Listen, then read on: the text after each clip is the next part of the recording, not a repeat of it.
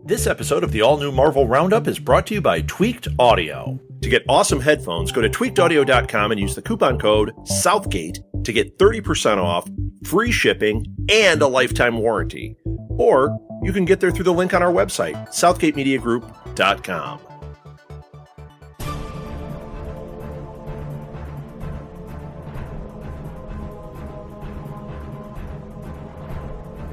Hello and welcome to the all-new Marvel Roundup, the Southgate Media Group's guide to the Marvel Comics of the week. As always, I am Phil Parrish, and joining me is... Charlie Esser! And once again, the big stack is on my end, so I will start with Punisher number 3. I don't want to go too much detail on this. I don't know, it's like a good story, but I think I would enjoy it better if I read it all at once as like a trade rather than month to month. You know what I mean? Mm-hmm. Because it's you know, there's no superpowers. It's basically just you know, Frank after this drug ring, and then the DEA after him and the drug ring, because the DEA is basically like, well, we have to catch the Punisher before we have a body count rivaling like a war. Mm-hmm. Mm-hmm. Yes, because if it was that easy, we should have done it a while ago. Yeah, because I mean, most of this is just Frank charging in, guns a-blazing. Yeah, and there's just the gangs. They see him pull up in his van, and they're like, "Oh, it has to be a decoy. He can't possibly be in that van." And then he is in the van.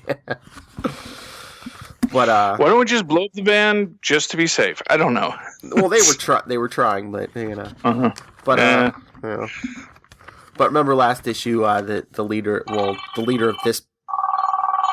this part of the gang strapped a explosive vest to his daughter, and basically like, oh yeah, the Punisher won't go through her. Well, he didn't. The Punisher basically killed her father and then just took her with him. Which isn't a good idea, because he gets attacked by more of the gang at the end. So Frank Castle, probably not the babysitter you want. Probably not.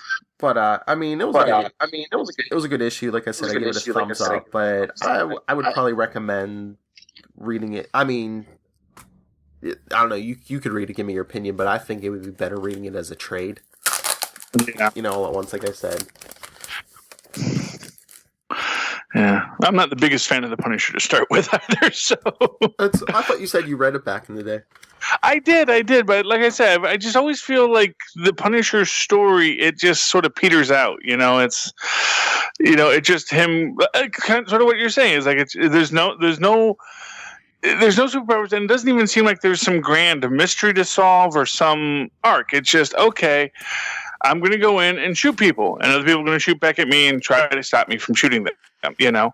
And yeah, you have this whole, the cops are or after the mobsters and after the Punisher, but, you know, it just, to me, it's always felt like, you know, he's a cool character, and I did read, like I said, I read Punisher War Journal when it came out, and I really enjoyed those stories, but just after a while, it just winds up being the same story over and over and over again.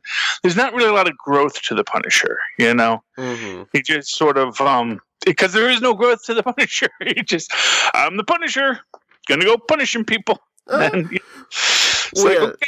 There's not much there is my problem with the Punisher. Yeah, well, that's like someone in the letter column, I forget who they're asking for. They're asking for like some reoccurring villain, and even the person answering the letters was like, well, that's not the nature of the Punisher, because Frank really doesn't leave many of his enemies alive. You know? Yeah. Although, which we'll see later, there are a few. There are, and of course that's the irony of the Punisher, is that really all of the real big Maggia guys, he never actually gets close enough to hurt them. Yeah. You know, it's like, oh, I've killed dozens of low-level operatives, and occasionally, you know, this one, you know, Russian mobster, or this one Italian, you know, this one family that you've never heard of before. It's not one of the big Maggia families, but, you know, he's taken out those guys, you know. Mm-hmm. You know, it's, you know, he's never taking out Hammerhead. He's never taking out Wilson Fisk. He's never taking out even Jigsaw, who is like his villain. He's never been able to take out Jigsaw. So, it's like, oh, okay. Maybe the Punisher just isn't as good at his job as everyone thinks he is. Yes. All right. Because, Cap never defeats the Red Skull, but at least Cap has, it's because I don't want to kill anyone, Mm-hmm. Yeah, well. Oh, Punisher. All right. So then I will jump from Punisher to Civil War II X-Men #2. Mm-hmm. It opens up in Raleigh, North Carolina, where the Brood are invading. But guess who arrives just in time? Storm's X-Men, and Carol Danvers is with them. And basically, I guess, just setting up the scene so Captain Marvel can yell at Storm, and, she's like, why did you tell Magneto about Ulysses? And Storm's like, well, he was about to figure it out anyway. And, mm-hmm. Carol's like, well, yeah, well, he's already been, she's like, he's already been kidnapped once by Tony Stark. She's like, and New Adelan wasn't pleased with that. She's like, now Magneto knows. Yes. And basically, they're just arguing back and forth. Carol's like, would you take care of Magneto if you had to? And basically, Storm's like, shouldn't we give him the benefit of the doubt? And Carol's like, how many times he's gotten the benefit of the doubt over the years? She's like, he's the bad guy. We all know that. Yeah, pretty much. He is a genocidal maniac. Yeah. Then we get a scene in the Savage Land where, Nightcrawler basically, I don't know, I guess he's joining up with Magneto, but he's telling him, have Psylocke, scan my thoughts, because Magneto's like, this is a trick of Storm's, and he's like, no, have her scan my mind, you'll see I'm telling the truth. Well, once again, they're having the old debate about Ulysses. Is he really seeing the future? Is it just, or is it, yeah. Is it accurate, and yada yada. And then I guess Magneto sent a spy to New Adelan. I don't know if he wanted to kidnap Ulysses or just check out Ulysses. He sent Phantom X. But I guess Storm anticipated this, so she sent her own spy, I guess, to stop Phantom X. You know who that is, Charlie? Nightcrawler?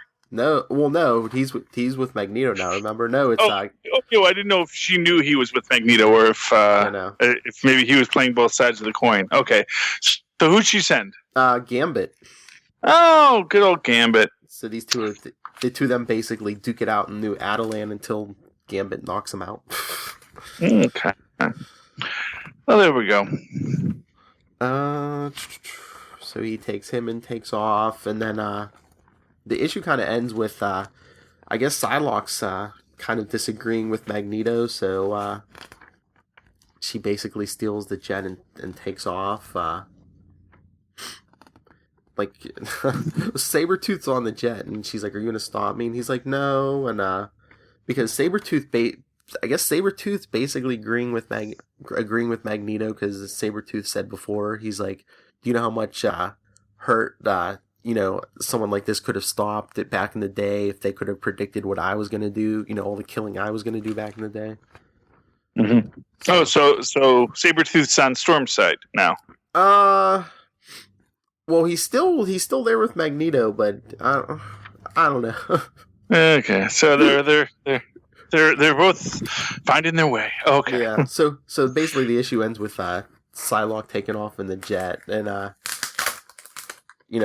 Magneto's people are like, shouldn't we go after her? And Magneto's like, no. He's like, this isn't a prison. Let her go.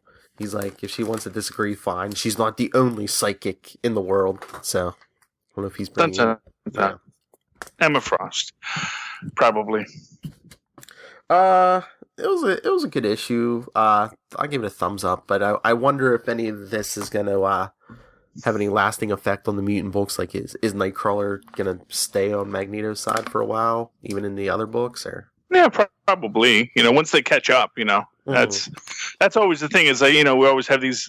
Some books are taking place in the past, some books are taking place in the present, and I'm sure a few of these are even a few months down the road. Okay, so let's get to my first book. Since we discussed Ulysses, since we discussed The Punisher, let's go to Kingpin, #1, Civil War II. $4.99 for this book. I'm going to say worth it. It was a pretty good book. We opened it up, and it's Fisk with a group of his henchmen, basically talking about how we are extraordinary men, but we are cursed to live in a world that hates and fears the extraordinary. They always offered us the illusion of choice, be hunted down for the things we do or hide. But even that illusion is gone now, and Inhuman Boy pulls our names from a hat, and then they lock us up for things he claims we might do. And we see that the people he's meeting with include the Enforcers. Looks like, I think that might be Hammerhead. I'm not sure. And Jigsaw, good old Jigsaw, right there, who basically says, heck of a speech, Kingpin almost made me forget you were talking about a group of hitmen and killers for a second, and says, have all of us here broken laws, Jigsaw? And he says, yeah. He says, whose laws? Corrupt elected officials, vigilantes, and self-appointed policemen, gods. And he pushes Jigsaw's face down the table, pulls out the carving knife from the pig, and says, I've watched gods cave in skulls with their axes and throw their hammers through the chests of men. Their gods are not my gods. Then Kingpin apologizes for ruining the party. He says, but we're all friends here, so let's get on with this. And we see Kingpin's driver has been shot. His bodyguard is getting ready. Bushwhacker is, goes to shoot at them. Kingpin, to his credit, protects this young guy with crazy hair, who's this new character we're going to meet. Protects him with his body, so Kingpin takes the hit. And then, but apparently, Bushwhacker was right when he says, oh, you can't be that. I didn't even shoot you that hard. And sure enough, he's not. And he gets up and, throws Bushwhacker down and beats the heck out of him. And then he asks him, because Bushwhacker is saying, you got soft fists. You shouldn't, in San Francisco, you shouldn't have come back. And he says, does this feel soft to you? As he puts his foot on Bushwhacker's neck, says, I'll ask you just one question. Did you come for me or for him? And he points at the guy that's protecting. He says, why the heck would I come for him? And Fisk says, good. And then you hear a little snap, like so much Gwen Stacy. And see Fisk getting sewn up. And again, I don't know exactly what Wilson Fisk is made of, but I think we've got to say he is no longer simply a human character. Between getting rammed into by the Rhino and crushing a car underneath him, and getting bullet wounds sewed up from a point blank attack by the Bushwhacker, he's clearly doing okay for himself. And then we see Night Thrasher, Sam Wilson Cap, and Spectrum show up to confront Wilson Fisk. And Wilson Fisk is being all super villainy, get some good slights on, says to Spectrum, I'm sorry, I don't know what I'm supposed to call you since that blonde lady took your name. It's Spectrum. He says, well, they can't all be good ones. And he says, I remember a time when people, and he says this to Cap, he says, I remember a time when people like you stood up for us when foreigners came to take away our rights. Now you take orders from them, referring, of course, to the Inhumans.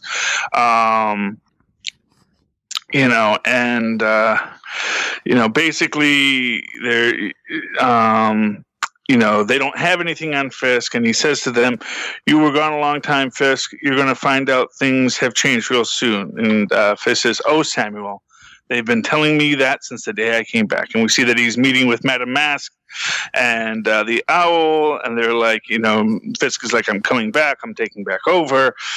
And they're like, "Who do you have to back you up?" And he says, "No one."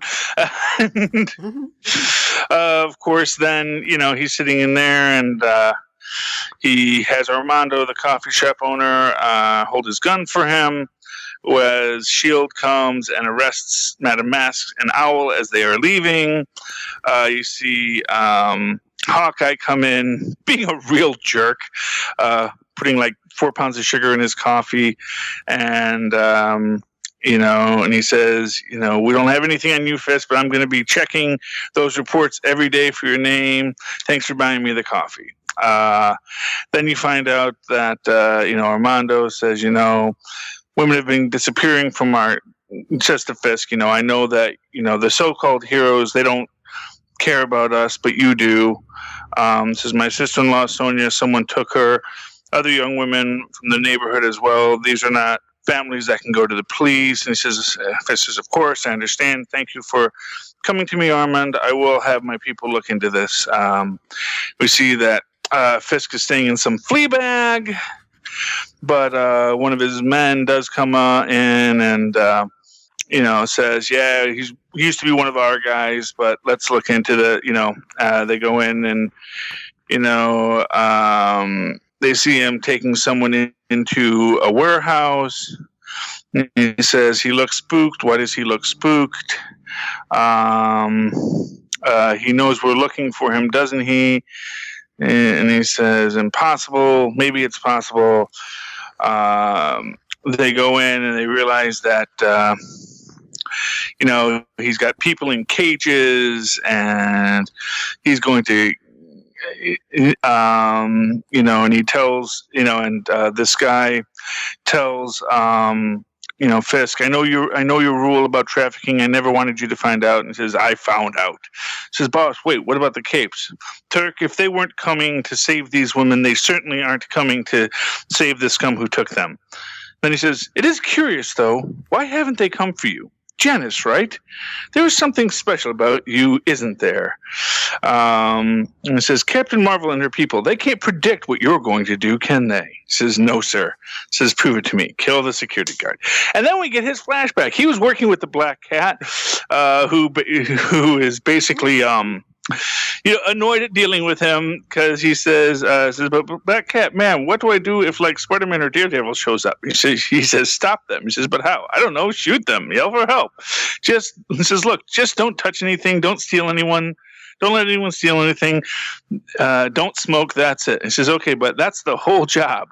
What did a clever boy like you do when they'd come after Fisk?" And he says, "Mostly I just got beat up." He says, "I guess it's hubris to imagine things would play out differently now. Just stay in the warehouse or you're fired, genius." And he says, "What the heck is Terrigen gas?" And then, of course, explosion. And we get his little thing. He says, "Janus Jardis, you are born." And interesting, because in his dream sequence, he actually gets visited by a celestial, which is not what usually Inhumans see. So I thought that was a very interesting tell. He comes out of his cocoon, and then promptly throws up on the Black Cat, gets fired.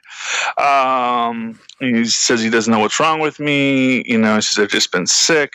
I feel it inside me, something changing." Goes to a doctor, says everything seems normal. Perhaps what you're feeling is psychological. I'd love it if my colleague could examine you. And you see his dream sequence. He says, "Be reborn or surrender yourself." And you see him pulling off his skin in his dream, and there's like some, little celestial Kirby art armor underneath him.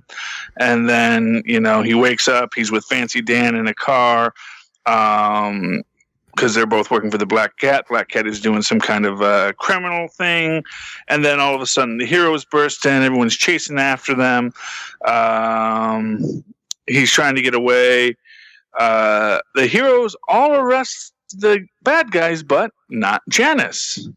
And he says, and he goes to Man Mountain Marco to look for work. The work that Man Mountain Marco had, he says, the only work that's out there right now with the heroes is work that nobody wants to do, which of course is abducting these poor women for human trafficking. And then we catch up with where we were, and Janice killing the security guard for Mr. Fisk. And, like I said, it's a big thumbs up for this book. I really liked it.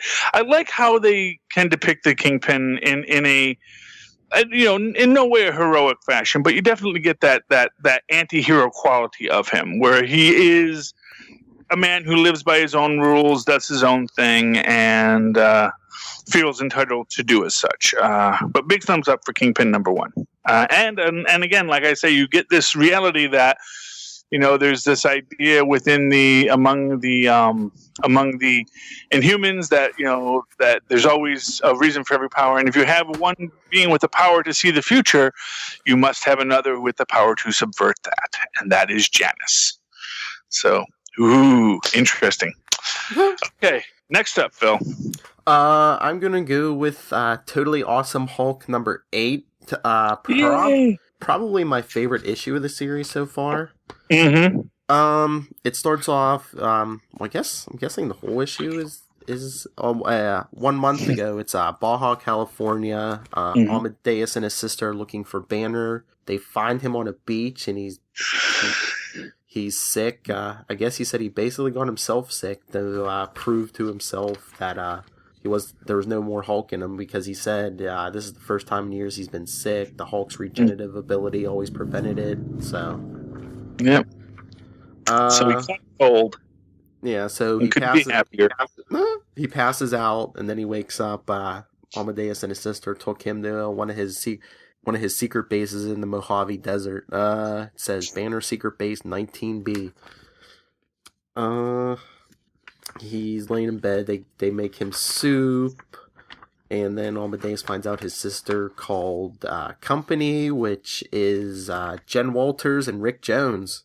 Yay! No, Rick shows up with beer, and Amadeus is like, beer? And Rick's like, sure, he needs clear liquids, right?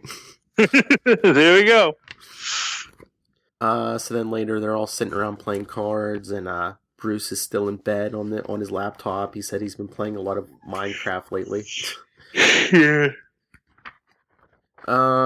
So then Bruce goes to sleep, and Jen says, she's like, it's funny, he's sick as a dog, but I've never seen him so, what's the word? And Rick's like, happy? And she's like, that's it. So then Amadeus is like, he's somewhere else in the base, and him and Rick are talking, and they're looking at one of the old vaults Bruce had when he first became the Hulk to lock himself in. Yeah. And so Amadeus walks in the vault, and he must have a remote. He hits the button and closes the door, and Rick's like, what are you doing? And he's like, testing, and Amadeus hulks out, and basically he's slamming on the door, and he basically breaks through and says, it's not really strong enough, is it? He takes off. She-Hulk is jumping after him. Everyone else is in Maddie's flying truck. They get Amadeus to come down, and she's like, tell them what this is all about. And Amadeus is like, no, nothing. And Maddie says he's been blacking out. There's times he doesn't remember what he does as the Hulk. And she says, that's why we came to see Banner. And Amadeus is like, he's like, yeah, but then we found Banner, and he's finally at peace. I can't dump this on him. So then he's telling him, yeah, he's been blacking out, and Rick's like, did you hurt anyone? And Amadeus is like, no, and Rick's like, he's like, dude, aren't you the guy who came up with the theory about the Hulk subconsciously doing math inside his head to prevent himself from killing innocents? And he's like, you're as smart as Bruce. He's like, you're not going to hurt anyone who doesn't have it coming.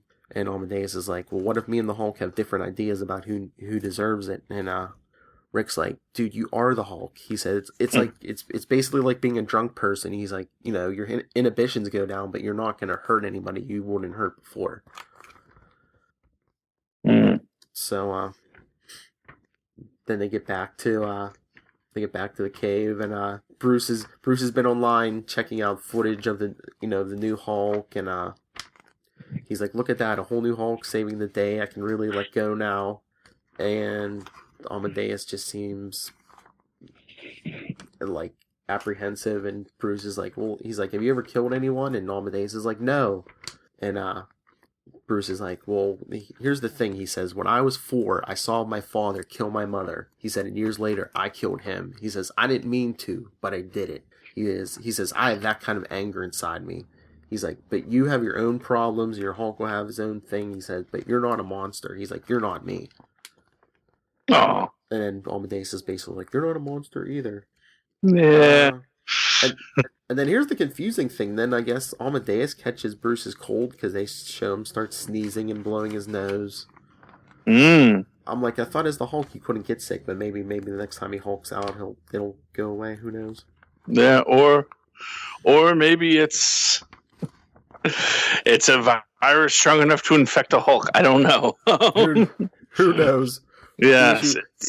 The issue basically ends with Bruce putting him to bed and then going out in the desert, and you see a big smile on Bruce's face. So he's at peace, and we know that'll last forever. Oh yeah. What could possibly go wrong? But big thumbs up. Like I said, I really enjoyed this issue, like maybe more than any of the other ones. Yeah, I browsed that one. I browsed that one and Spider-Man in the store, and yeah, that one seemed really good. A lot of good books out, as we say every week. You know. Mm-hmm.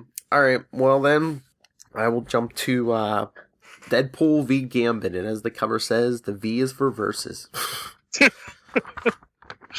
Oh my. But so issue 1 we basically saw like from years ago where this guy, what's his name, Chalmers, basically double-crossed Deadpool and Gambit on a job, but now he's telling them there's another job, and they're like, should we trust him? But they go to this warehouse with him, and he's telling them they need to go undercover, so Gambit's like picking out a suit, then because he hands them like briefcases full of money, and they're like, okay, we'll think about it. So like Gambit's picking out his suit, and then Deadpool says, look, I have this image inducer that from the Joe Kelly run. But he doesn't seem to use it. All he does is he basically throws his mustache on. He puts on like a regular suit and stuff, but he just has a mustache with his face. Wait, so Deadpool's back to breaking the fourth wall and calling out the creators? I guess. Weird. Yep. Okay, yeah, there's something weird going on with Deadpool. I don't know. I did notice that a bunch of the Mercs for Money got highlighted in the upcoming Marvel Now Shattered promos. So interesting. So, but basically the whole issue, Deadpool's running around with this mustache on, and he keeps saying, "Do I look like Steve Zahn from Treme or what?" So now, does he just have like a mustache over his mask, or no? It's his scarred face. Oh, okay. Yeah. So they didn't go for Magnum PI. Deadpool. Yeah. So I don't know why he doesn't use the image inducer if he's Yeah. Well, Although, that might be what he misses most about his scarred face, is not having his boss Magnum PI mustache anymore. But basically, so the job is they have to get close to this big high roller, I guess. Let me get the name right. Peng Lei, and basically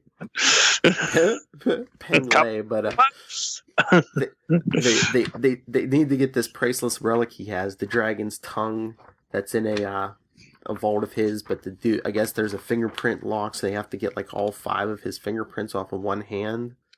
Okay. Yeah, so basically first they're in a bar and they're trying to get him drunk, and then I guess he's drinking even Deadpool under the table, because Deadpool's like, I have a healing factor, and he's like, and this guy's still going strong. He's like, what's going on? Then they go to another I don't know if it's a restaurant or a club or something, but it seems like they're eating dinner. But then in the middle of this place, there's a big pit, and I get it's like a fight club type thing. It starts off the first fight in the pit is Bullet versus the Wrecker. So okay. Wrecker duking it out. This this Peng Lei jumps in and he starts fighting them, and they're like, what are we gonna do? He's gonna get killed before we get the rest of his fingerprints. So Deadpool and Gambit jump in and they start basically pounding on Bullet and Wrecker. What? Yeah. That's a Thor villain. I'm not quite sure exactly what Bullet's powers are, but Wrecker's a Thor villain. Come on. Yeah. And then Peng Lei's basically screaming, I'll take on everyone in this bar. And then up above we see a few people like Hammerhead, Armadillo, I think that's Morbius, looks like Wild Child, and the Blobs, everyone just like basically jumping in. Oh my. The Blob, hey, nice to see him getting work. Is he wearing his suit? No, he's just wearing regular clothes, looks like. Oh, okay. Well, it's his day off. At least he's not the black unitard. So basically, this whole thing takes place in New Orleans. So since Peng Lei isn't getting drunk anywhere, they take him to Brother Voodoo or Dr. Voodoo. Yes. Because they say he hosted us for a dead man's after party. I guess they gave Peng Mei some like magical booze, but I guess it's still not working. And because Deadpool says though, Dr. Voodoo says, "You Harry Potter types put on a good show, but you're no good in a pinch." Because Dr. Voodoo teleports Gambit, and Deadpool wants him to do the same. And he's like, "You call me a Harry Potter, then ask me for a favor? No way." And Deadpool's like, "What about an apology and $300 by me?" And Dr. Voodoo conjures up, it looks like a pink girl's bike with a basket on the front of it. And they show Deadpool riding. He's like, "It's not even a magic bike." Okay. So basically, I guess Gambit goes back to the place, because I don't know if Peng Lei went back to fight more superpowered people. Chalmers, who put him up to the job, is attacked by assassins, but Deadpool kind of interrupts it.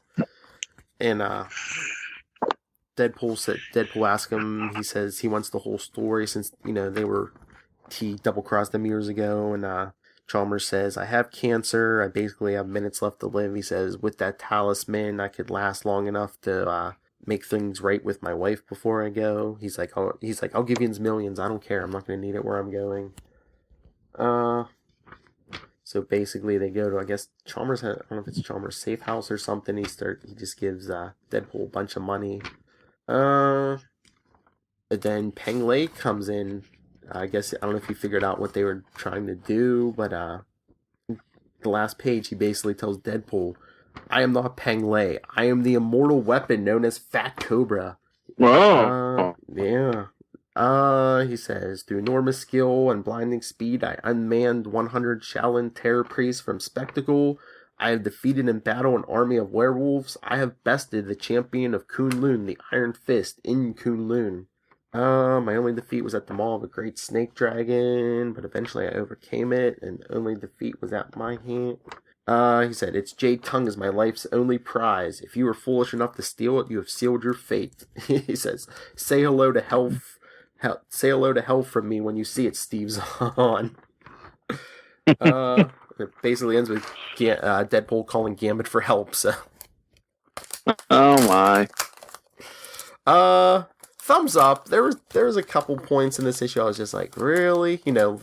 Like you said, with the whole fight in the club, but I was like, okay, I'll go along with it. It was a thumbs up. Okay, very good. So, speaking of Harry Potter types, let's go to Doctor Strange Prelude. Now, if you've ever read any of the MCU comic books, there are two types. There are the kind that just retell the story of the comic book, and then there are ones that actually give you backstory and interesting thing. Now, leading up to Civil War, all the preludes were just all the movie books. So they were just reprints of the old movie books that had already been printed. This one gives us real interesting backstory. We're opening up at the British Museum. A woman with a cloak is standing there speaking in what looks to be Nordic runes, but, magic talk will basically say. She's got a staff that fans of the Runaways might say looks familiar. and she is confronted by Wong. She casts a big dark magic spell. Craziness ensues. And then disappears. People are running. They say, it's the Dark Elves. They're back. And then we see Wong.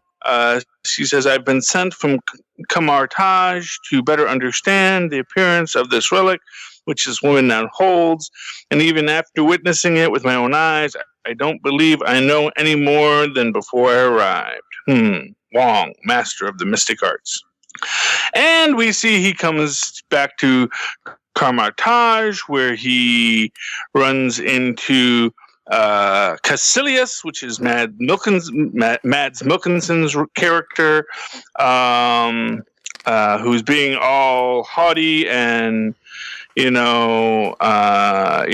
if you think you're going to go back out there after the poor show you made to subdue that woman, a novice no less, says you didn't see it. The power that she wields, this relic, is no mere trifle. The forces she's dabbling in are of great consequence. The situation should be approached more reverently. He says, you're right. It should, by someone who has greater recognition of his own strength, not one distracted by his own failings. So, if you didn't know he's going to be the villain, now you know. And then who should we have visit? You know who visits Kamar Taj? Who? Daniel Drum and Tina Minoru. Daniel Drum is, of course, Dr. Voodoo's brother and the original Dr. Voodoo. And Tina Minoru is Nico Minoru, who, of course, wields that magical staff that we saw in the first page. That's her mother. And she, of course, was a supervillain in the regular Marvel Universe as well. So very interesting to that. Basically, Mads Mikkelsen says, I'll handle this myself. He goes to confront the woman with the magical staff, and she basically hands him his tuchus back, and we see him coming to. Good thing nobody is murdering anyone with their magical staff when they're confronted, but maybe that was just beyond her power because she is a novice, as they said. I don't know if it's going to be revealed that this is Nico or not, but we'll have to see. We see Daniel Drum waking up Mads, and he says, I couldn't have imagined that she would overpower me so easily. Says it's not the mystic, it's the scepter itself. It not only feeds off the physical light, it pulls all light from within while also amplifying doubt and fear. Interesting. Basically, then the whole gang gets together to confront her. She whips out the thing, they do battle, and then, our powers combine to form, light and stuff. So they do overpower her. They do take the staff. She is defeated, and she says, it's not fair. I had the power. You are all beneath me, and the darkness. As I told you before, this relic and any other like it contains far too much power to not be looked after by someone who fully comprehends the mystic arts. And then, where do they go? The Sanctum Sanctorum. And do you know where the Sanctum Sanctorum is? Isn't it, Doctor Strange's? Well, not yet.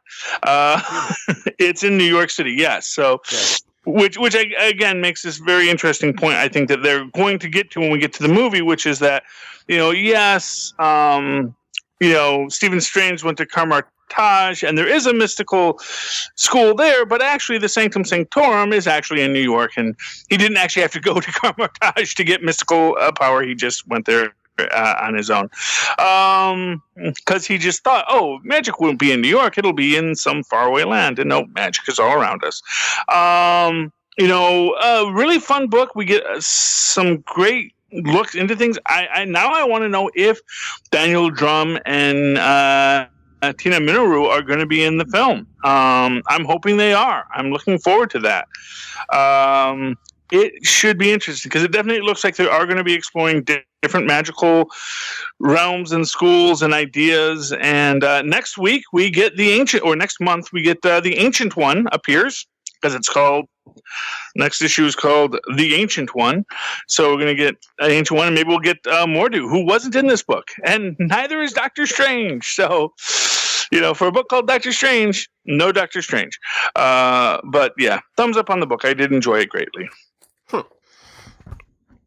Very good. All right. Yes. Alrighty. I guess I will go to Daredevil Punisher number 3. And yes, folks, we had number 2 last week. I don't know what they're doing because I think it says issue 4 doesn't come out till like the middle of August. So they're all over the place. Opens up with the cops surrounding the Punisher. They're telling him, put your stuff down or we'll light you up. And he just laughs at them and it looks like they're about to fire. Then we go back up to the roof. Daredevil and Blind Spot still have the Russian mobster, Anatov. They're basically arguing about what to do. Blind Spot's maybe coming around to the Punisher's point of view, and he's saying, Daredevil says, that's the Punisher in your head. He's like, we just have to get him to the airport. There'll be so much security there, no one will get through. Then back to the Punisher escaping the cops. Well, he dives into the basement of the building he's making a stand in. Back to the roof. Blind Spot's asking Daredevil, he's like, what did the Punisher mean when he said we have to save Antonov from Murdoch? And Daredevil's like, I trust Matt Murdock. We've been through a lot together. If he wants me to do this, it's worth doing. He's like, Blind Spot, do you trust me? And Blind Spot's like, yeah. He's like, should we take a cab to JFK? And he says, no, I have a better idea. Then we see the cops coming in for the Punisher. 2 of them go down to check the basement, but the Punisher trips them down the stairs and knocks them out. And then we see Daredevil's plan is to take the subway to the airport, but they're going to ride on top of the train. And the mobster's like, I don't want to do this. And Daredevil's like, what, are you afraid of a little choo-choo? Then basically tells him, you don't have a choice. Punisher's on his way. This is our only chance to get a little distance from him. So basically they jump on the train. Then we see the Punisher escaping the cops by, I guess he was wearing the uniform of he was wearing the gear of one of the officers he knocked out. So he gets to one of their trucks and takes off. And basically, back on the train, Daredevil's asking Antonov why he's smiling. And we see because he's hired a guy to come get him, Charlie. Mm-hmm. I guess it's some kind of mercenary wearing an old Crimson Dynamo armor. Oh! Yeah, and he's basically asking they show him getting ready, and he's asking the guys, he's telling them this will be an easy job, and they're saying, if it's so easy, why do you charge $2 million? He says, the fuel will burn. He's like, the fuel will burn will eat up 10% of the fee. Then there's the ammo. He's like, then there's the fact that they might scramble jets to shoot me down if I show up on the wrong radar system. This city takes its airspace seriously. He's like, and then there's the fact that I might run into Thor or Iron Man or whatever other hero decides to take an interest. And he says, speaking of which, hiring me seems like overkill for a grab job. It makes me wonder, are there any capes involved in this? And they're like, he doesn't wear a cape, but Daredevil's escorting him to the airport. And the Crimson Dynamo guy says, Daredevil, he's a punchy, kicky guy. I'm not worried about Daredevil. Not while I'm wearing this. So he takes off, back on the train. Daredevil says they're getting closer to the airport. And then he hears the Crimson Dynamo's boot jets or whatever in the distance, and he says, I hear something like a small jet, he says, but I guess he says his radar sense doesn't extend very far into the sky, so he says, Blind Spot, do you see anything up there? And Blind Spot's like, above us. And he's like, first he's confused, and he's like, he must see it, he goes, oh no, down! And Crimson Dynamo crashes into the top of the train. Daredevil's like, thank you, Blind Spot, I think you just saved my life. Antonov jumps on the Dynamo's back, and they lift off. Daredevil basically tells Blind Spot, stay on the train to the airport, tell the authorities what happened, and then he jumps on the Dynamo too. And Antonov's like, knock him off, kill him, and the Dynamo's like, I'm trying. Using any of my external defense systems would fry you too. So, Antonov tells him to land to kill Daredevil, so of course they land at the airport, Charlie, just where they were trying to go. Of course. And then they crash land. Dynamo's about to try to take out Daredevil until he is struck from behind by a police van. Driven by who, Charlie? The Punisher, maybe? Yeah, that's right.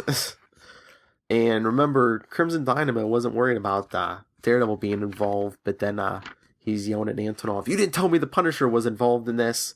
He's like, because then and Antonov's like, "What's the difference?" And the Dynamo's like, "The difference is that I don't like surprises. I'm out of here. I'll refund your deposit." And then while Punisher's giving Daredevil back his billy club, Antonov's basically negotiating with the Dynamo. He tells him he'll give him triple, just kill them both. Meanwhile, Punisher's telling Daredevil, he says, "Your choices. Maybe you and I fight, which would give that wannabe Crimson Dynamo idiot time to grab Antonov and leave." He says, "In which case, nobody dies, unless the red guy kills us while we're fighting over who's got moral superiority. Or instead, I'll just kill them both right now. You don't even have to look, Daredevil." He says, "It'll be our little secret." And he basically starts firing on the Dynamo. And then Daredevil gets over to Antonov, and he says, "Time to go." And Antonov says, "Why would I go with you?" And Daredevil says, "Well, that's the Punisher. Are you absolutely sure your guy's going to beat him? Because if he doesn't, I bet I know what Castle will do next." So Antonov follows Daredevil. He says, "If I had a gun right now," he's like, "Well, you don't. Keep up." And the Crimson Dynamo basically knocks out the Punisher. It looks like he's about to kill him, and Daredevil's figures it out, and Antonov says, "Guess what, hero? Once my man kills Punisher, you're and Daredevil knocks him out, and the issue ends with him saying, "Don't worry, Frank, I'm coming." So it was a little more action in this issue. I liked it a little bit more. I think it's a thumbs up for me. Very cool. Okay. I have another one. Yeah, that's right. Okay. Yeah. All right, I'll go to Moon Knight number 4. This one was pretty close to my pick of the week. I'd say probably number 2 on my list.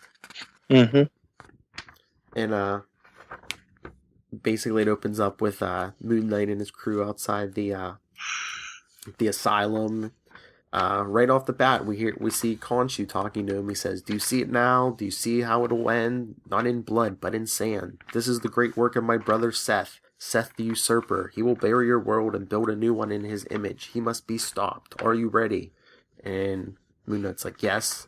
And then they look and they see they're just outside the asylum, and they're like, Mark's like, "The hospital, but how can we only be just outside? It seems like we went so far underground." Then a cop comes up and he says, "What are you doing? Why are you dressed like that?" It seems to be raining sand, but then all of a sudden it seems like it's actual rain. The cop's questioning them, but Mark punches out the cop and he says, "Who are you? Who are you really? Show me your real face." And it's Sobek. He says, "It is I, son of Khonshu. I've been waiting for you, waiting to eat you and then expel you at the feet of King Seth." So they're fighting. He looks like a big lizard creature because he comes over and he bites Frenchie's neck, and Frenchie basically bleeds out. Not Frenchie! Unless this whole thing's a delusion, Charlie. We don't know. Yeah. Yeah.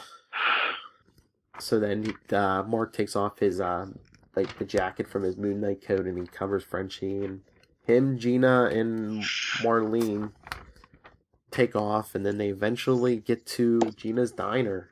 So they go in, they basically get something to eat and drink, and it just seems weird. No one's in there, and Gina's like, "My boys have been running the place, but I don't know where they are at now."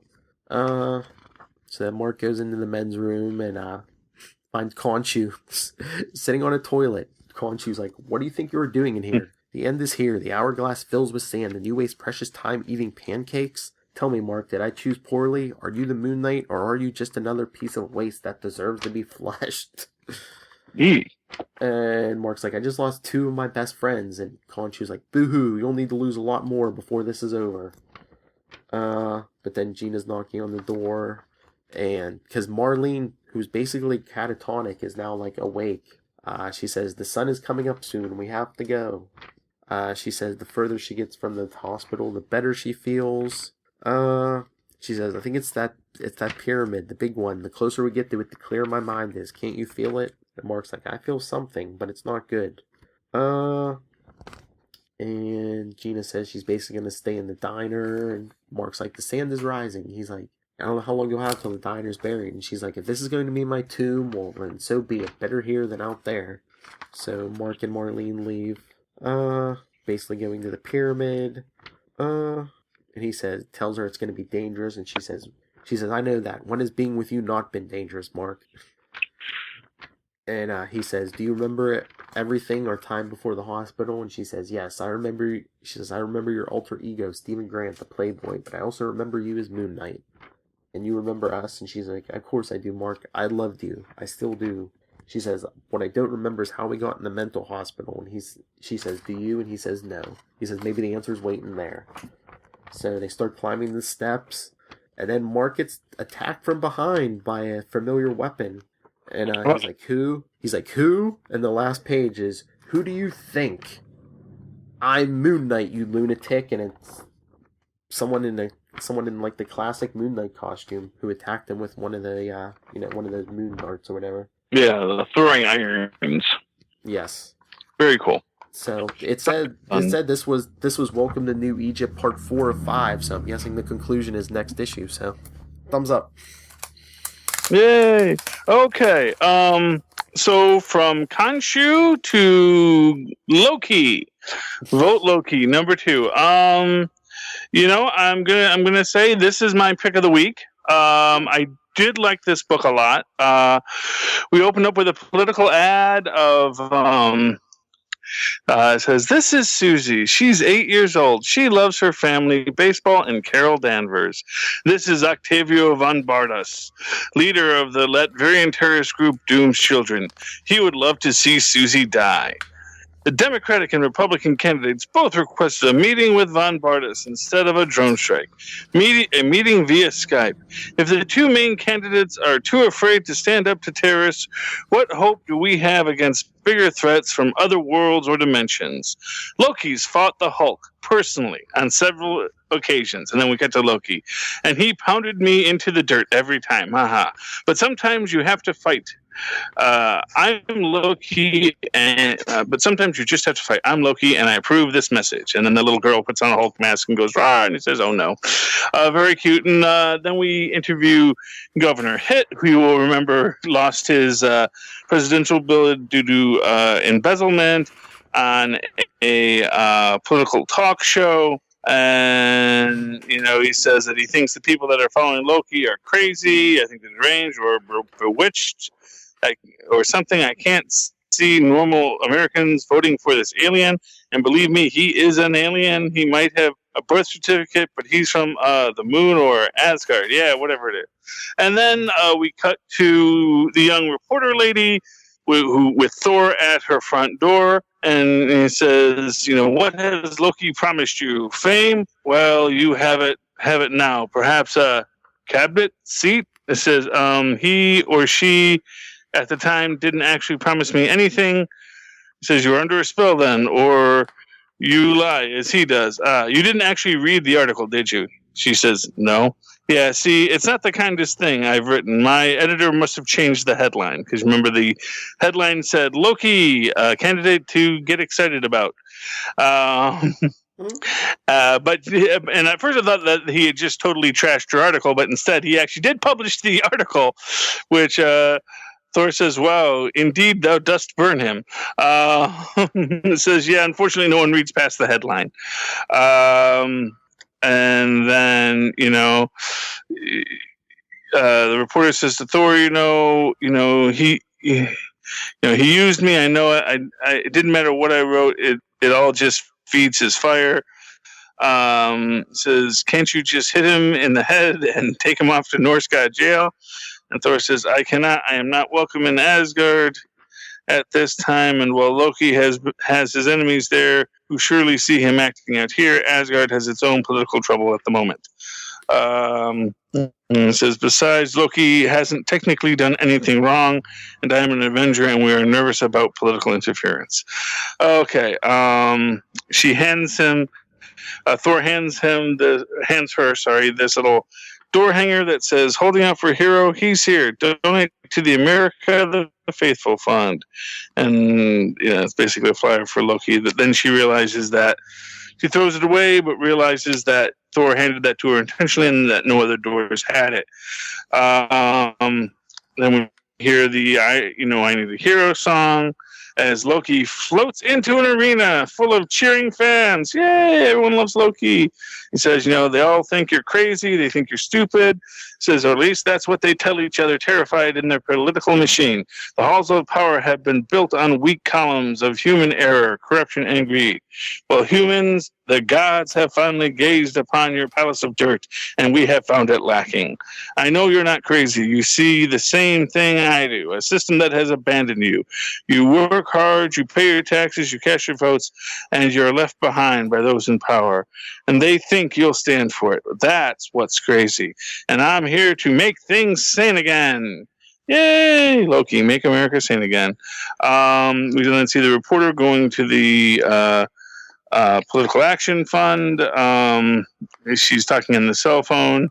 It says still no word from the Hydra agents coming out of their coma. She says perhaps I should just call Hydra directly, and people leave the elevator when she says that. She breaks into the Loki's office and goes into a conference room. And what's in the conference room? A temple to Loki, as a group of campaign workers dressed in robes try to perform a magical ritual with a goat. But goat doesn't change. And it says, it didn't work, Gerald. It's still a goat. Well, I don't know what to tell you. Pray harder next time. All right, turn in, everybody. We've got a media buy meeting in the morning. Then we see the Daily Bugle's thing, Loki, Saner America. Cult prays to Loki to do magic to a goat.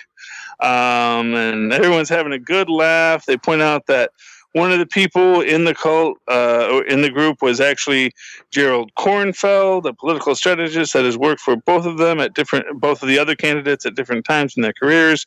Now could be he's been in the game for a while and he's in it for Loki, but it's possible that Kornfeld set up this whole phony magic cult thing as a means to undermine Loki. I have an interview with him. It says, look, it was a closed-door ceremony, and I would appreciate it if the media would respect my privacy. I have nothing to say on my work in politics with any of the candidates at this time. Anyway, they keep on going on. I don't have to send this, doing man on the street interviews. Then we're told Loki is going to have a statement, and he says, as all of you know, yesterday it was revealed by the Daily Bugle's Nisa Contreras that a Loki supporting political action committee was in fact a sect of worshippers who were trying to perform some sort of occult spell. And this has caused a great deal of excitement and confusion in the media. Again, the political machine can't contain its pleasure in decrying my supporters as crazy and pathetic. Here is what I'd like to say. Yes, of course I have followers, worshippers, a religion. I thought I made this clear. I am a god. He says, what? I have no idea why she did this, because we all saw she's a fan of my fan and helped kick off my campaign. But when Ms. Contreras has illegally forced her entry into the office facility, the so-called failed spellcraft she witnessed may not have worked simply because there weren't enough worshippers to gain notice of my patronage. Says, Loki, you're fully admitting to, last I checked, the Constitution protected freedom of religion. Feel free to join ours. And you see everyone going, that was amazing. Oh, I love that man. He does not let the media rule him like all those others. I wonder if he has a church near us. Next, fear and Lokiing on the campaign trail. And the cover is Loki kissing babies. And the baby's so happy. I loved it. I just loved that basically, of course they're worshippers. I'm a god. That's what I do. It just really, in these political times, it is a book that dances near parody, or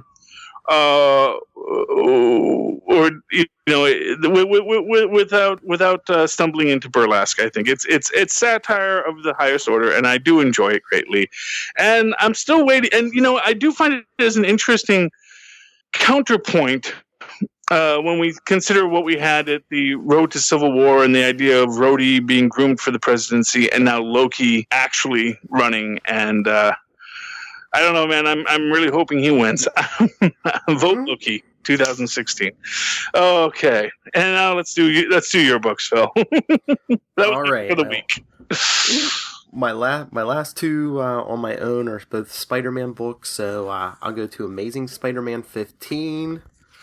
As we saw last issue, Region captured Spider-Man and Iron Man and basically everyone else. Because this issue opens up at the Avengers hangar where I don't know where they're getting the footage, but Jarvis and Mary Jane see that Region's captured at Iron Man and Spider-Man, and Jarvis is like, I can't raise anyone on the emergency channels, the Avengers, the Ultimates, the Inhumans, there is no cavalry coming to the rescue. And Mary Jane's asking him if Tony's suits can go into action, on their own empty, and he says only when guided by him, it's a safety feature to prevent the likes of Ultron from controlling them.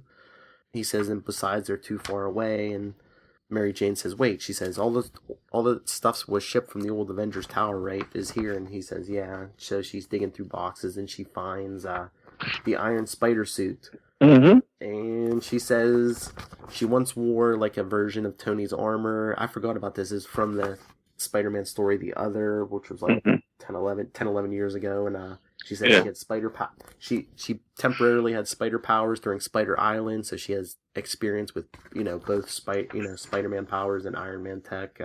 Yeah, I thought this was all kind of a reach. I don't know. Yeah. I was waiting for Jarvis to go, yeah, you're totally qualified for this, sweetheart. Well, he tells her, he says, this strikes me as suicidal, and she's like, I know what I'm doing, and then under her breath, she's uttering something unbelievably stupid. She's like, Peter, Tony, I lived through this, you're both gonna owe me big time.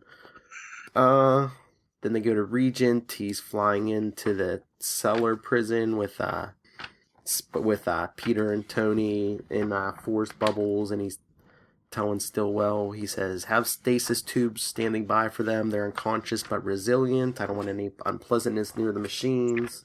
And she says, copy that. She's like, I'll need time to study Stark's armor, but we can add Spider-Man's powers to your repartee right away.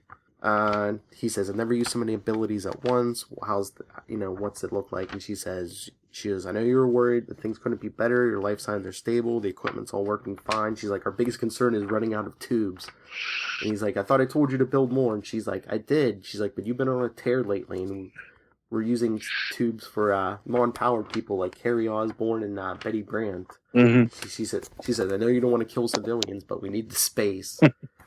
But meanwhile, Harry's awake, and so he hits a button on his webwear watch. I guess it's some kind of sonic thing that breaks him out of the tube.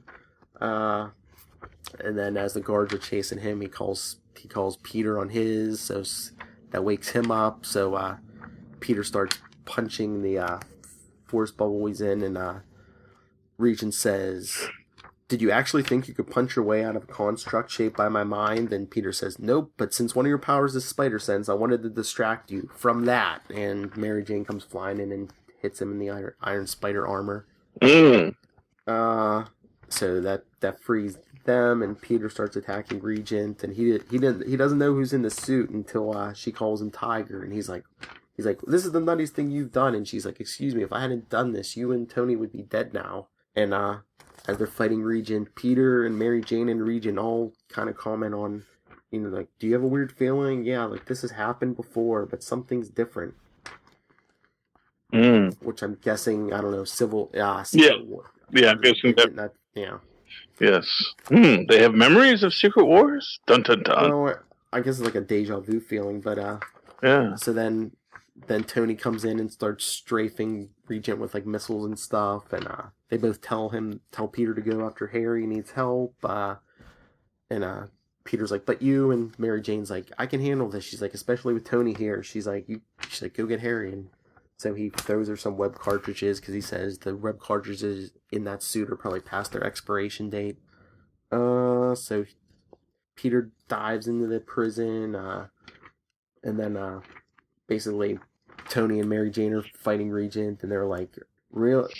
Well, Mary Jane's like, "Really? You take Harry Osborn? He has kids." And Tony's like, he's like, "What?"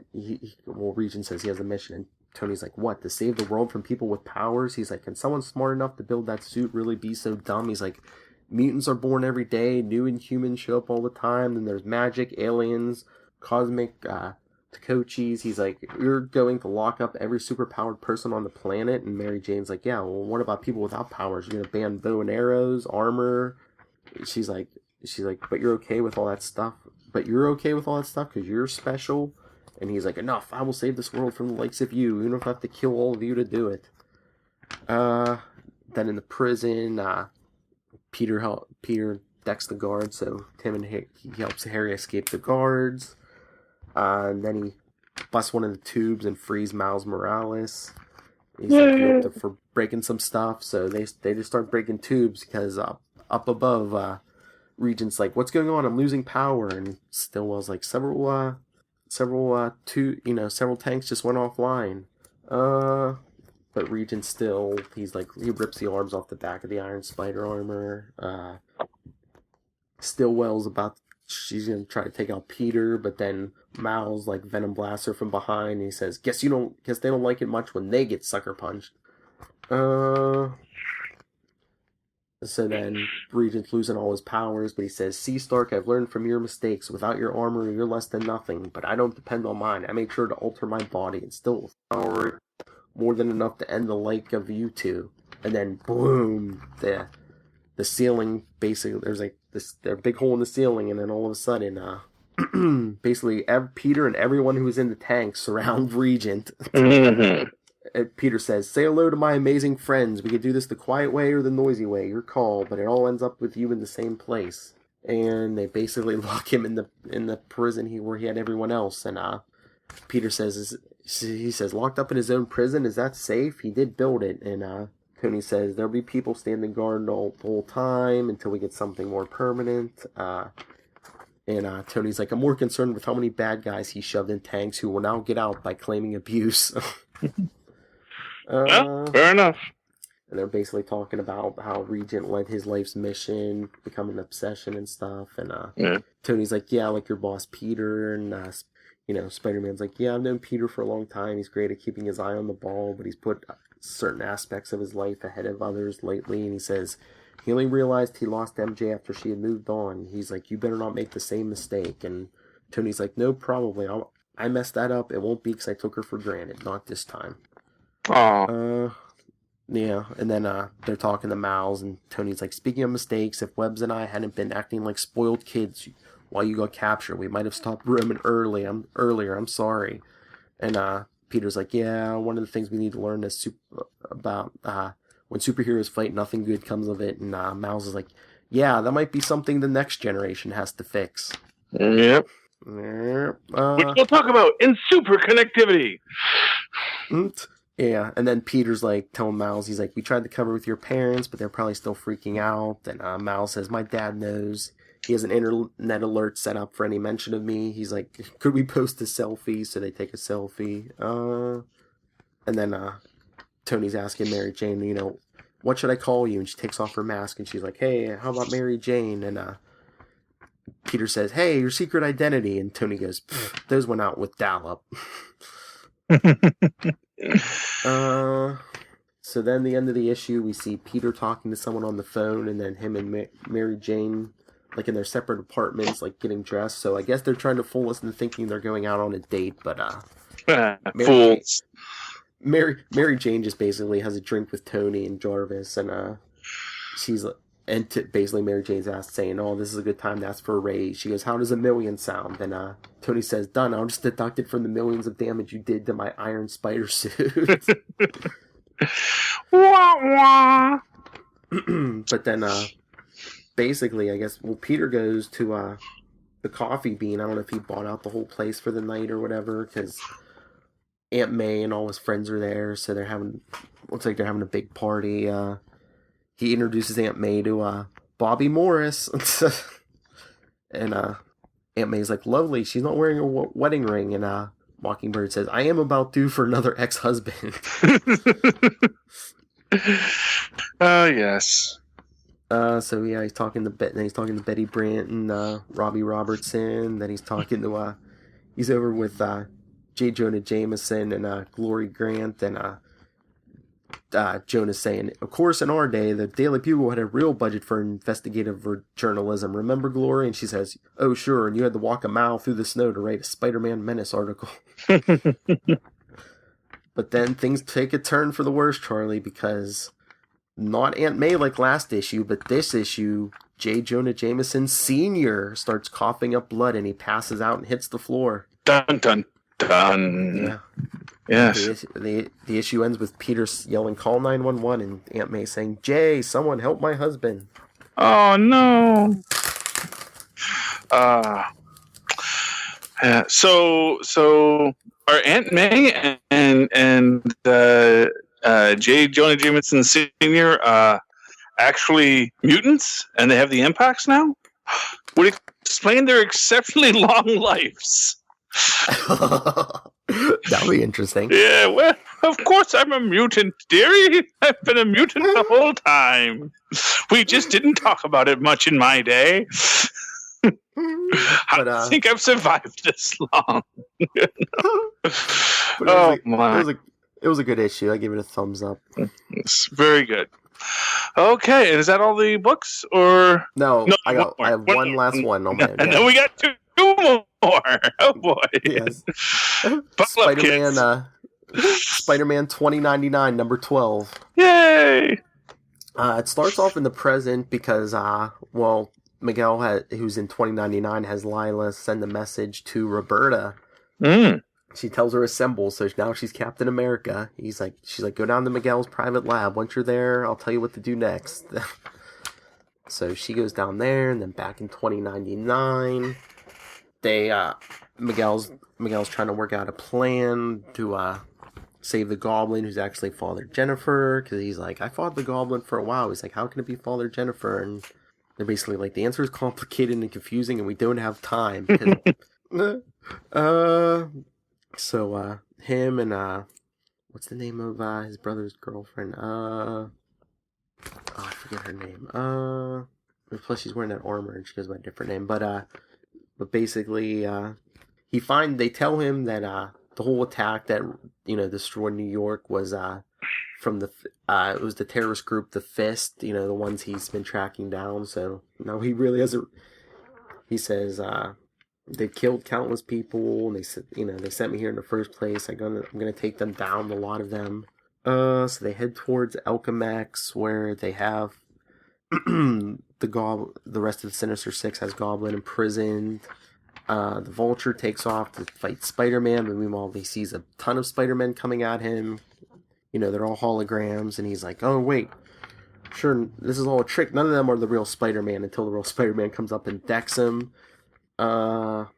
Sandwoman comes up to try to blow her sand in Spider-Man's face. I guess it makes you hallucinate because he flips around, so she hits the Vulture, and the Vulture's hallucinating and starts attacking Sandwoman. Okay, it's Casey he's with, because Casey's suit has all the holograms. Then Electro comes up and he shoots the real Spider-Man because he can sense the electrical impulses. The illusions don't have electrical impulses, just the real person.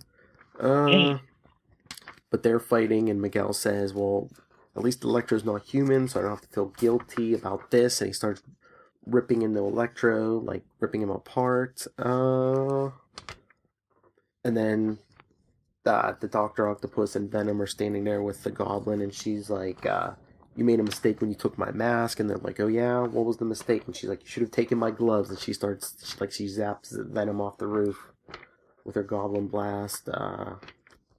And then Miguel comes in and takes out Dr. Octopus. He's like, if you wasted less time talking and threatening and just did stuff, you might actually accomplish something. So he grabs the Goblin, he takes off with her, and he says, how long have you secretly been a good guy? And she says, since the beginning. He's like, but you fought me, you were my enemy, you tried to kill me. She says, believe me, if I wanted you dead, you would have been dead. And then Casey's following them, but she gets zapped by Electro. They show her fall, but they never show her land. But for some reason, Miguel's gonna take Father Jennifer with him and back to 2016. He had Roberta open the time portal. But he makes it through the time portal, but right as Father Jennifer's coming through the time portal, the Dr. Octopus at 2099 grabs her, and I'm guessing he snaps her neck. There's a big crack, but then he pulls her in with her. Time portal closes, and Miguel's all beating himself up. Because Roberta's like, should we open the door again? He's like, no. He's like, no. So him and his friends can get back in here. He says, I won't bring her back to life. He's like, but maybe I can when I change the future, when I bring the fist crashing down, so the terrorism never happens, so New York's safe. He's like, I'll take them down, every last one. And then back in 2099, they show the Sinister Six is like, we're down a man, but then it's when Venture, the cyborg, shows up, and he says, he's like, I'm here to offer you a rather unique opportunity in a different place and a different time. If you're interested, they say, tell me more. But then back in 2016, we see I guess who Venture's working for. Back in 2016, a shadowy figure behind a desk. Who says his assistant's telling him we sent Venture to 2099, and the figure says and you believe he'll be returning with new soldiers for our cause? I do it, and she's like, I do indeed. And the figure says, we'll have to purge their memories when they come through, though, of course. Remove whatever memories they may have of me. But other than that, they can remain intact. And the assistant says, this was a good day, Mr. Stone. Dun, dun, dun. Said. So Tyler Stone, Miguel's father, and the head of Alchemex from 2099 is now in 2016. Interesting. Mm-hmm. Curiouser and curiouser. Yes. Good issue. Thumbs up. Yes, but I'm wondering if he's from the Secret Wars 2016, where Miguel was the head of Alchemex. Yeah, but didn't Miguel kill him in that timeline? Yeah, it's all going to be interesting. What happens next? Okay, so do you want to do Civil War or Invincible Iron Man first? Oh, you mean Captain America? Oh, yeah, Civil War, yeah, Captain America 11, Civil War 2, Sam Wilson 1. Yes. You want to do Iron Man first? Sure, let's do Iron Man. So this was a good issue, as always. Nice to see Rhodey. We opened it up, and this was something that kind of just struck me as weird, was someone hiring the Ghost.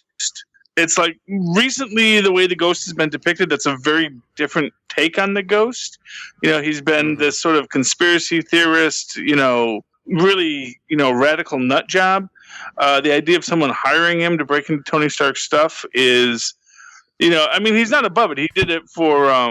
although, actually, I think when he did it for Osborn, he was actually, officially on the Thunderbolts at that time. But it is just an odd thing to bring the Ghost in and just have him be like, yeah, okay, I'm in it for the money. I'm not used to the Ghost, being in it for the greenbacks.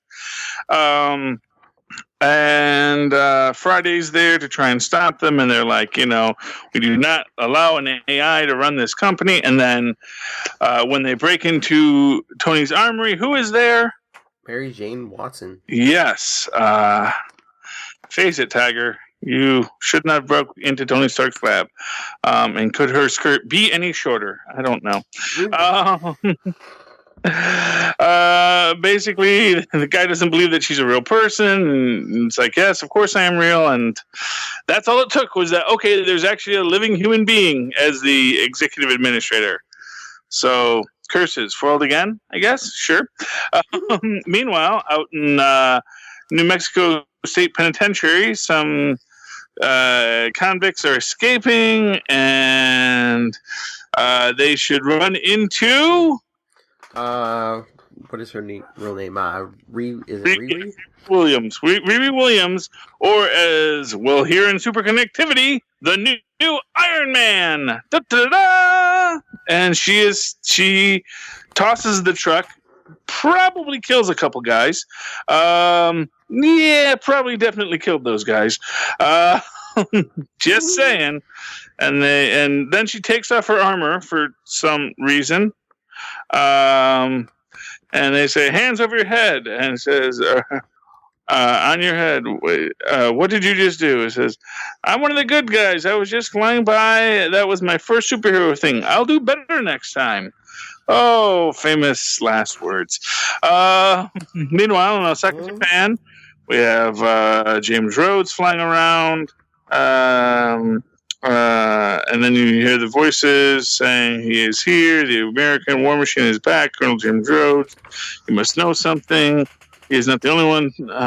Tomo says, I'm sorry, the Lady Thor has been spotted. Where? In downtown Osaka. Thor and War Machine are both here. See, Zhang, it is happening.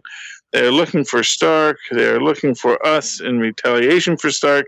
These are the same mistakes that the Hand and Hydra and so many others have made over and over.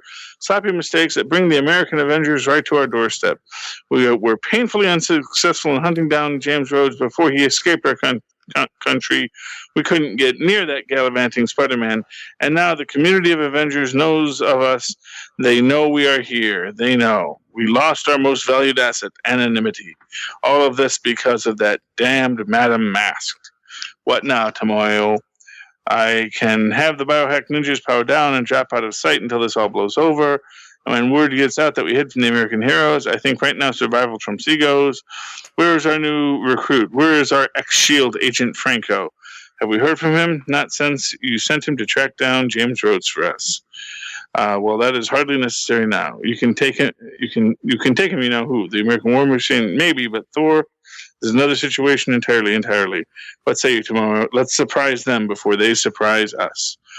And then we see Tony goes to the bathroom, runs into James Rhodes, and it's revealed that it is not actually James Rhodes. It is Ms. Marvel. Oh, it's Miss Marvel, yeah. Yes.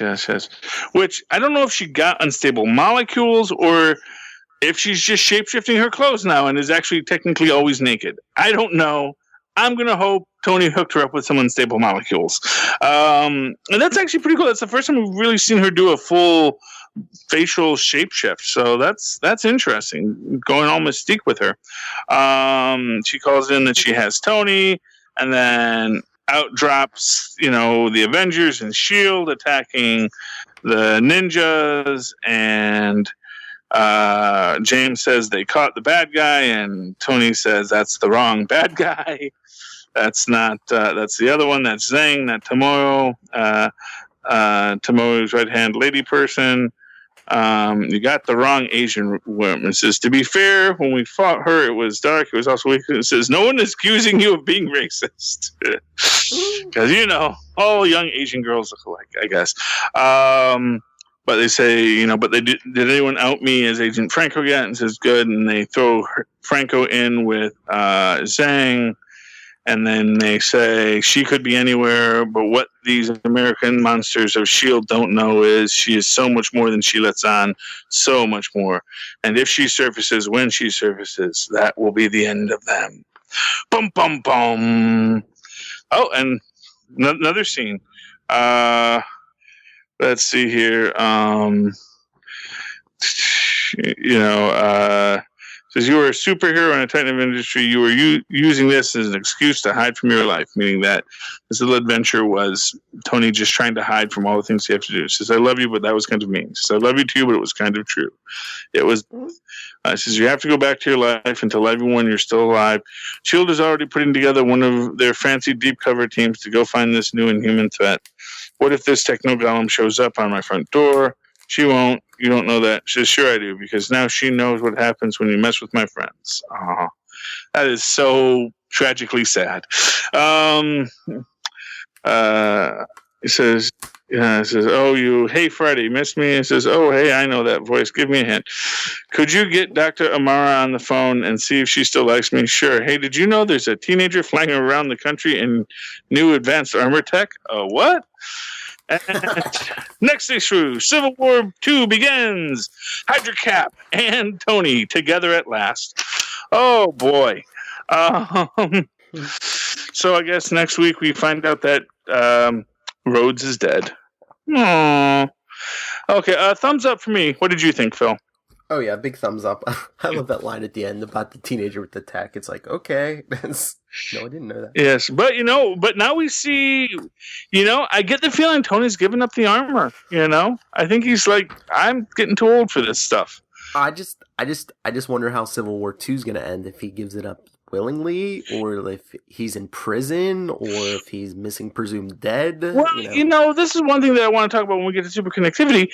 For a Civil War, there doesn't seem to be very much war going on. That's what I said. The whole thing's. I mean, unless something changes, it seems like they should have called it Tony Stark versus the Marvel Universe. Yeah, well, I mean, and now officially this is just a road to Civil War. Although Captain is actually officially Civil War, as is Kingpin, and I don't see any. I mean, I see that. Well, I don't agree with this idea of pre-crime, which is fair enough. Although, as I said, last week I think it was that as the opening to Civil War stated, that pre-crime is a real thing. That if they have reason to believe that you are very likely to commit a crime, they can arrest you for conspiracy, and that is essentially what these people getting pulled in on are these conspiracy charges based on what Ulysses is seeing. And of course, when these are supervillains who are in active acts, meetings and discussions, it actually does bear a little bit more weight. But we'll get to that a bit in super connectivity. We'll try not to go too long. And now let's get to our last book of the week, Phil. Captain My America. pick of the week. Your pick of the week. This was a good book. Yes, no doubt about it. Well, since it's your pick, why don't you give us the rundown?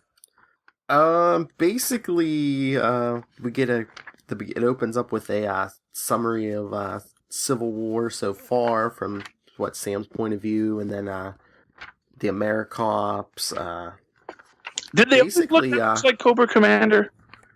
Well, there only used to be one. It really wasn't it was like a regular helmet with like just that face plate. It wasn't yeah. Now it's like they got the whole mirror all over the head, which is a little weird. Okay, sorry, don't mean to interrupt. That's okay. No, and then Sam's just watching TV and about all the uproar about the Americops, which, I mean, considering what's going on in the real world these days, I mean, this issue hit kind of close to home, especially now. Oh yeah. But of course, with the Americops, they are, I'm waiting to see what they are. And one of the things I'm wondering is, there was that Steve Rogers super soldier the last time we saw Machine Smith, when he was actually a villain. Mm-hmm. They had actually reverse engineered the super soldier serum, and they were discussing creating these super soldiers. And I do wonder if that's going to be a tie-in with this, is that they are these super soldiers created, or the other option is that they're all robots, LMDs, which might tie into next season's Agents of S.H.I.E.L.D. We'll have to see. Yeah, but they are definitely like huge hulking monsters, and that there are private security forces is, of course, the other thing that's very weird about that. They aren't actual cops; they're the Americops, and I'm not too certain how good of an idea that is. Mm.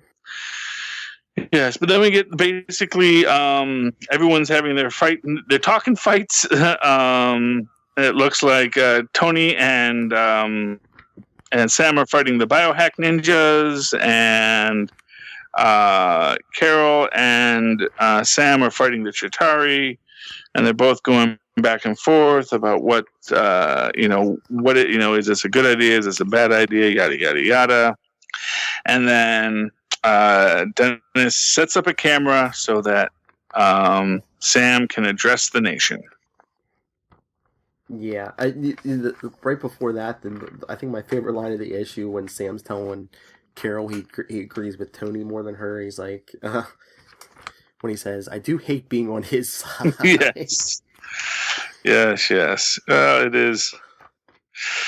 Yeah, it says, just stop, man. Tony, you really are something. Even when you're right, you're an expletive. Yeah. Which is true, But like you were saying, he was going to address the nation, but then he gets interrupted because he sees on the news that Rage is mixing it up with the Americops. Yep, and I'm not quite sure how I feel about the big Falcon chain. I haven't seen him wear that in years. That was part of the old green costume. It's nice to see it back, but it is a little ostentatious. Yes, but yes, fine. So my position on profiling the future: expletive, no. And then we get the backup on Rage and how he's 13. Wound up with the Teenage Heroes, but he wanted to be, but he did sign up with the Initiative, and then when the Americops are harassing people,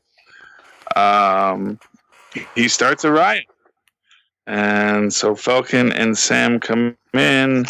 They have to take a stand. It's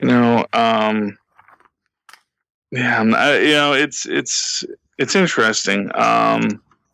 And then we see after Sam and Falcon take on the Americops, and it's going to be interesting to see how this plays out, because I know he does not agree with the Americops, but also I'm sure he does not feel that Rage should be starting a riot, which is essentially what that scene is. And so I think next issue we're going to get a very interesting complexity to the story, where he's going to try and find that middle ground, that the Americops are wrong, but so is rioting, and we need to deal with this in a more practical way, or maybe not.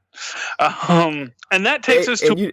I'm sorry. I was gonna say, it's the Sam cap, so both sides are gonna think he's for the other side. Oh, everyone's gonna say, "Oh, you're just nobody likes Sam Cap except me and you, and several million other people." Because I think it actually is a really pretty good seller. And I'm like I said, I'm hoping that he keeps the shield. Anyway, okay, and that brings us to our classified location. Phil, do you want to wrap this up?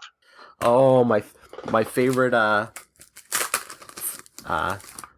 element that they've from the 80s and 90s they've thrown into this book. It's a figure with a shield leading American troops in what is this, like a terrorist cell or something they're going after? Yeah, some sort of terrorist cell. But the figure gets a call from the United States Senate, and on the last page we see it's U.S. agent. Yes, tell them I'm busy. Now, I'm wondering, and I'm assuming this is John Walker. Yeah, I assume. Yeah, now, it's interesting because, the last bit of John Walker's story, he was very much under the influence of the Dark Avengers genetically modified Toxic Doxy or Toxie or whatever. She was basically, they made her the Scarlet Witch, because she did basically genetic manipulations, and they had given him his legs back by bonding him with a dead symbiote, because that's not going to come back to bite us. And as I said, was under her influence. So it's going to be interesting to see who exactly U.S. agent is in this, and how he's going to play out. But very much looking forward to it. Yeah, this was definitely right up there with Loki. If anything, I'd say maybe this one hit a little too close to home. Both are political, but at least with Loki, I can not cry. Because this book can make you cry real easy, because it's like, oh, this is too real. Yes, but that is all. What is this? 15 books this week? Something like that. Yeah. Oh boy, Marvel. Well, at least they're all good. Yes. Yes. Big thumbs up all around. And under 2 hours. Under 2 hours. Yeah. Hey. And it's all free, kids. It's all free. So don't complain. All right. Well, let's get out of here. If you want to talk to us about any of the Marvel books, especially ones that we aren't reviewing on here, email us, marvelroundup@gmail.com. Facebook is All New Marvel Roundup. Twitter is @Marvel_Roundup. Our shared Instagram is World's Finest Roundup. And just this week, I created a Pinterest account, and there's boards on there for all my podcasts. So just search Phil Parrish on Pinterest, and you'll find Marvel stuff, DC stuff. It's all good. So, and Charlie? Yes. And Phil, do you really think there are books we're not reviewing? Because I think I don't know if there was anything that came out this week that we didn't get, but maybe I'm wrong. Well, I just mean we're not doing Spider-Woman or stuff like that. That's true. There's actually still more books. Oh my goodness. Yes. I think people might be afraid to tell us to review more books. It's like, oh no, how long will it be then? Okay, if you would like me to review a book, if you want to say, Charlie, don't review that book, review this one, I might be swayed. So if you'd like to do that, write to me at superconnectivityblog@gmail.com. That's superconnectivityblog@gmail.com. And of course, follow me on Twitter as I live tweet various shows, including next season, Legends of Tomorrow, for our podcast of tomorrow. You can follow me at Charlie Esser. That's CharlieEsser. Look for the 2 E's in the middle for quality. All right, and you can always get a hold of me about anything DC or Marvel, nightwingpdp@gmail.com, and on Twitter, I am at nightwingpdp. Most social media, it's nightwingpdp, so find me there. All right, any final thoughts, Charlie? No. Not, except, Doom's Children are a dangerous terrorist organization, and that's bad. So don't join Doom's Children, and don't join the Americops. You heard it here first, folks. Terrorism is bad. Yes, I'm taking a strong stance. Good night.